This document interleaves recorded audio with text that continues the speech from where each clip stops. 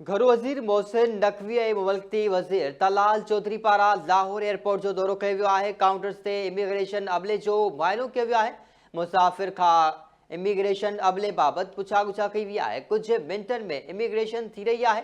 घरू वज़ीर मोहसिन नक़वी जो चवणु आहे त पाकिस्तान ऐं अवाम जी इज़त सभ खां वधीक अज़ीज़ आहे। घरू वज़ीर जो वधीक चवणु आहे त कंहिं बि मुसाफ़िर खे बिना सबब जे सफ़र खां न रोकियो वेंदो।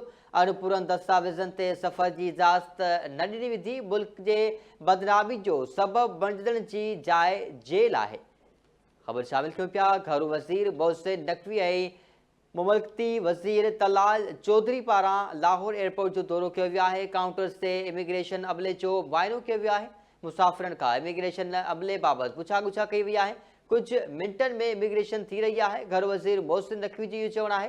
संदसि वधीक चवणु आहे त पाकिस्तान ऐं अवाम जी इज़त सभ खां वधीक अज़ीज़ आहे।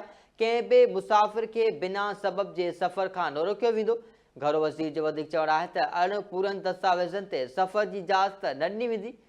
मुल्क खे बदनामी जो सबब बणजण जी जाइ जेल आहे।